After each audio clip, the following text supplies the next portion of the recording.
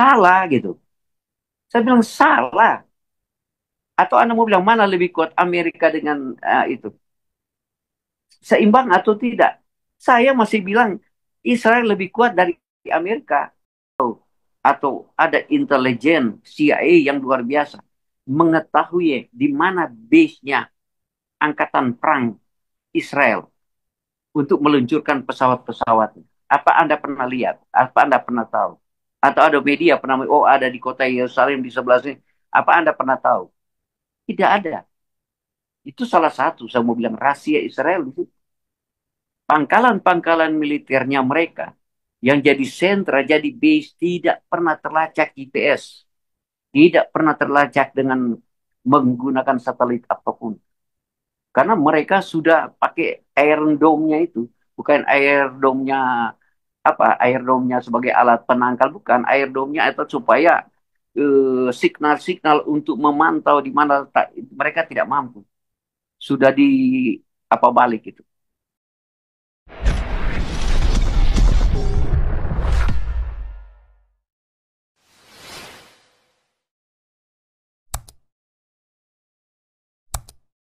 Apa masalah dulu, silakan.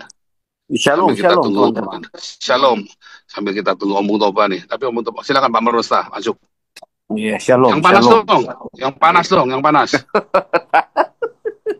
Shalom teman-teman. Ya, selalu kita membawakan Malah news, news, ketawa. ya, news damai Suruh yang ya, panas malah ketawa. Ikut ya, banyak Holanda kita. ya. Kita mengerti dulu Damai ya besok, NATO. kan ini kita Ya, bertengkar dulu. Damainya besok aja. ya.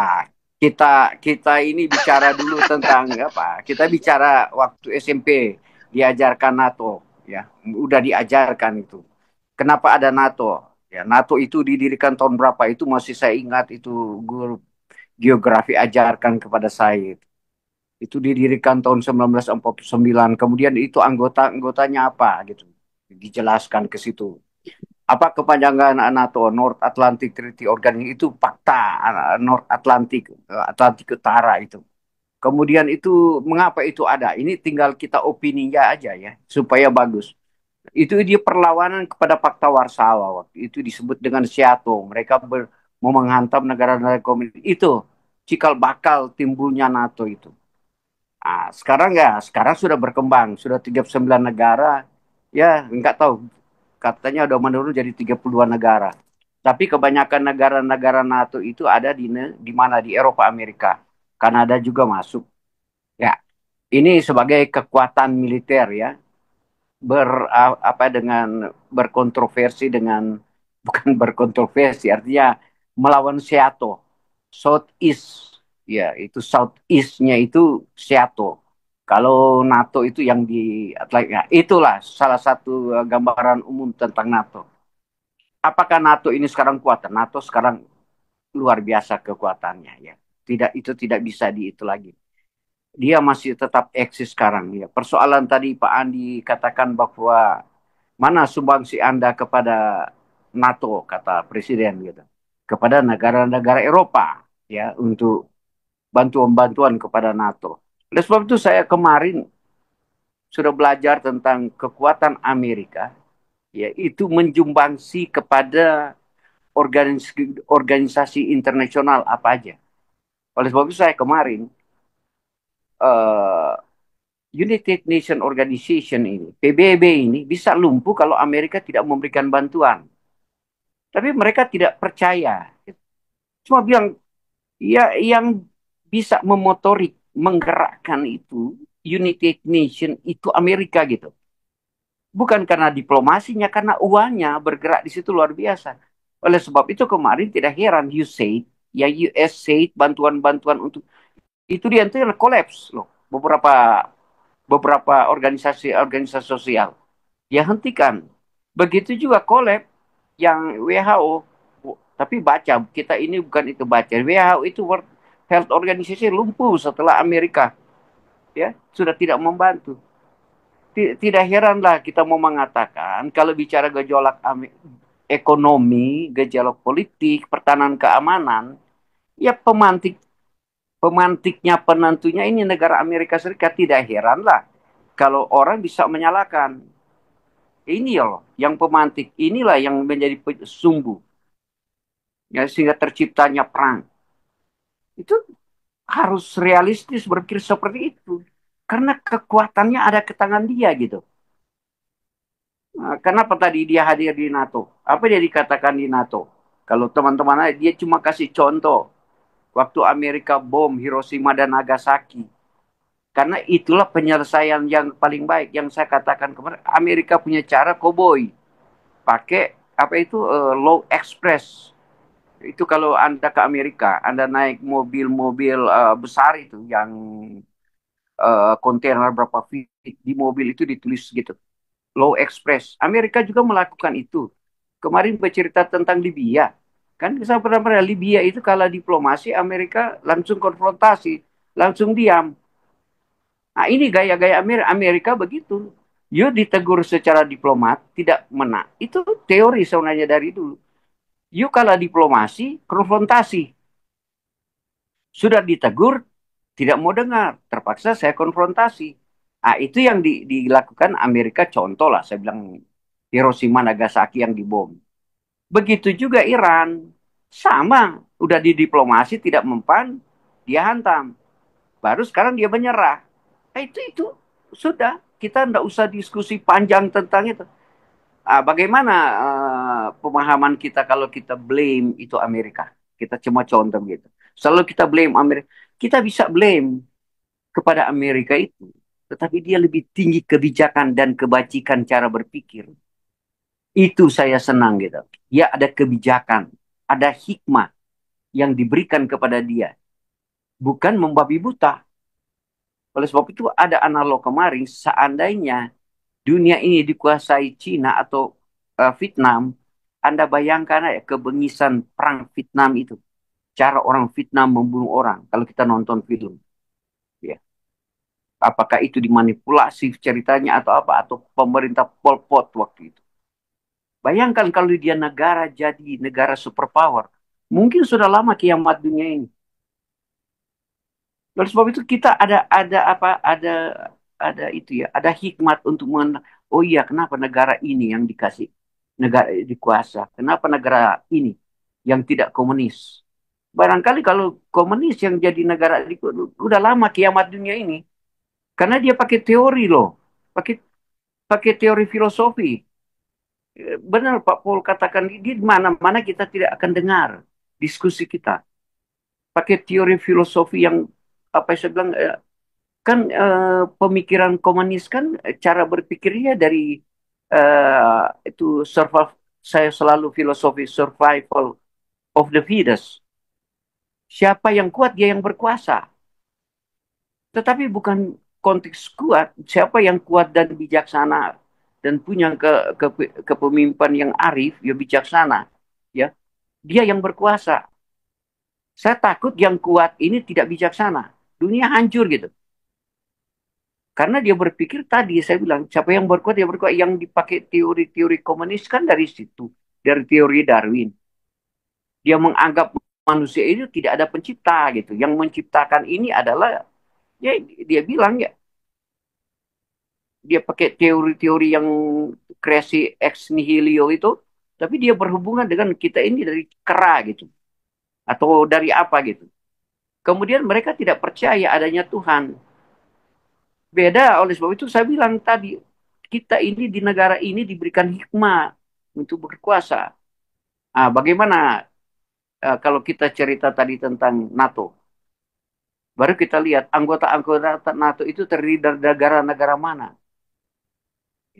Tentunya negara-negara itu terdiri dari orang-orang bijak gitu.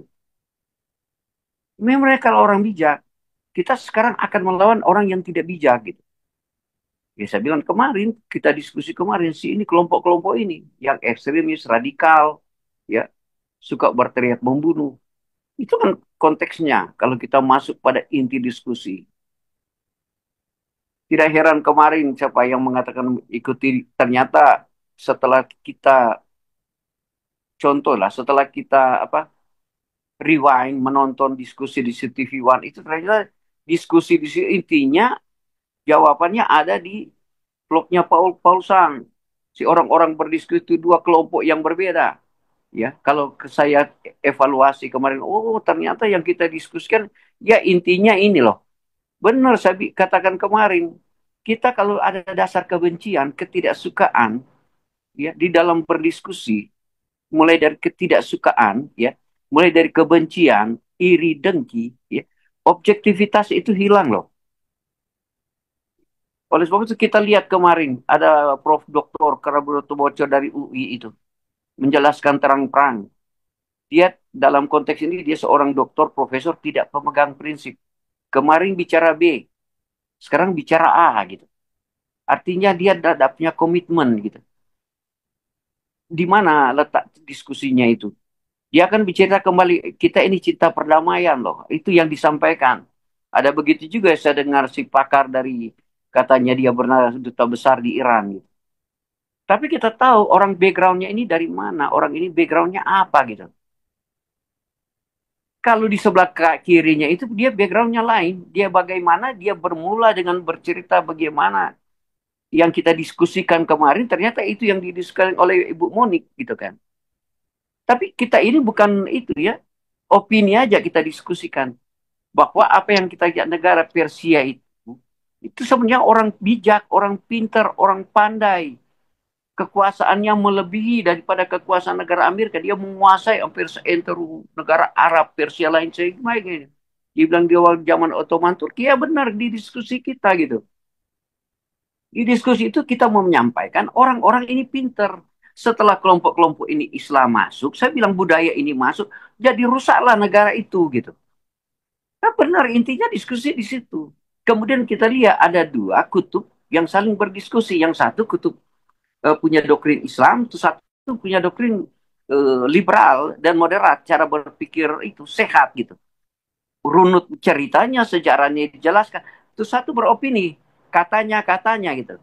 Oh pengalaman saya jadi duta besar di Iran. Tapi saya mengerti dia duta besar tapi dia konsep hilangkan loh konsep ajarannya yang mendasar dia, basicnya Islam itu. Baru kita bicara yang eksistensi, yang realistis, yang fenomena terjadi dengan melihat kekuatan-kekuatan itu. Dan kemudian dia kembali bicara sejarah. Jangan kita bicara mulai dari kebencian. Saya tahu itu orang ini bicara kebencian. Bicara pengayaan berapa persen uranium nuklir dan lain sebagainya itu Anda tidak akan tahu itu. Tidak ada yang tahu itu. Kalau you tahu itu cuma dari pemberitaan, dari apa pengawas atom internasional itu yang mereka sampaikan. Tapi Anda tidak tahu sejauh mana pengayaan itu berapa persen.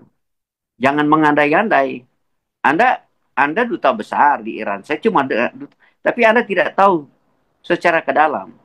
Anda cuma tahu dari news orang Iran. Saya juga tidak tahu, jujur aja. Yang saya tahu itu kalau sudah jadi ledakan, sudah hancur ya sudah. Nah, inilah yang digaskan Amerika ini dan negara-negara Eropa dan Israel untuk menghancurkan pembangkit uh, tenaga nuklir itu supaya jangan menjadi bom atom.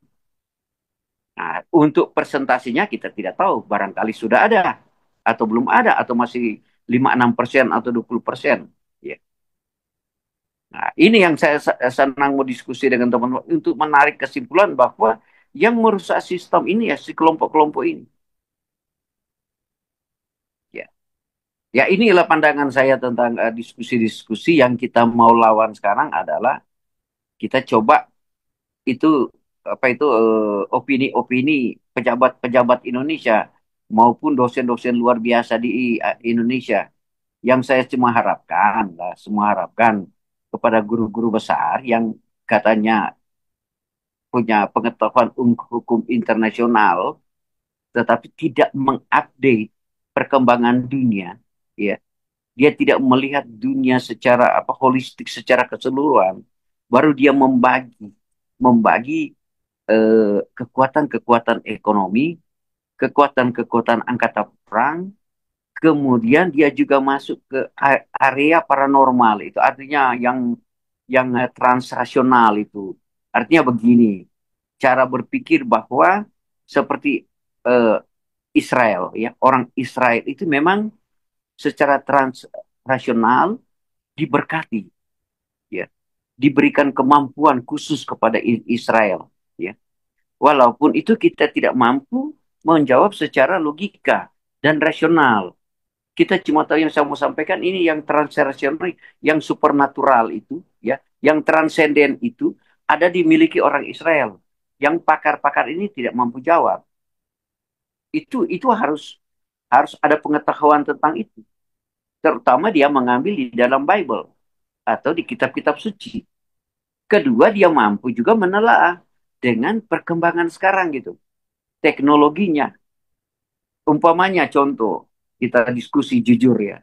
Coba saya mau mancing trigger atau saya mau mancing kognitif orang-orang di Indonesia yang pakar. Coba Anda buka iPad, affair American Israel affair itu itu ada kerjasama Amerika. Hampir 90% senator kongresmen di Amerika adalah anggota AIPAC. Dia ada 500 juta, 5 juta orang Amerika itu anggota di situ. Dia yang menentukan, memutuskan senator kongresmen itu di Capitol itu untuk menentukan mau menyerang Iran dan apa dari kelompok-kelompok AIPAC ini. Tapi baca supaya ini dosen-dosen di Indonesia mengerti gitu. Yang guru-guru besar mengerti. Buka dulu AIPAC, baru Anda telah di situ, baru Anda mengatakan Amerika ini sebenarnya dia tidak punya kemampuan angkatan perang, tidak ada apa-apa kalau tidak dibantu oleh Amerika. Itu asumsi itu salah gitu. Saya bilang salah. Atau Anda mau bilang mana lebih kuat Amerika dengan itu? Seimbang atau tidak? Saya masih bilang Israel lebih kuat dari Amerika. Tapi ada asumsinya gitu. Ya Pak Paul pergi asumsi kemana? Saya dukung benar-benar dia. Dia bilang katakan bahwa ini Israel kuat. Kuat karena apa? Orang-orang Yahudi di luar-luar negeri itu yang ada di Eropa, yang ada di Amerika, itu orang Israel. Kalau mereka kembali lagi ke Israel, luar biasa. Cuman mereka memang dikasih hikmat you tinggal aja di negara-negara superpower ini supaya you bisa mendrive negara ini dengan kekuatan ekonomi yang Anda miliki. Belum teman-teman, siapa yang mengatakan kemarin di media, oh ini karena si ini salah. Si bapak satu ini bilang, oh Amerika membantu eh, Israel dengan berita. Salah loh, salah. Bukan Amerika. Bukan Amerika yang membantu. Kelompok AIPAC, pengusaha-pengusaha Yahudi yang ada di Amerika itu yang memberikan. Bukan Amerika loh. Yang kasih masuk berapa triliun tiap tahun untuk Israel. Orang-orang Israel, orang Yahudi yang ada di luar, yang memberikan bantuan itu kepada Israel. Itu uang itu mereka kadang-kadang tidak tahu untuk dibuat apa. Ternyata itu digunakan sebagai proyek yang kita bilang sebagai riset.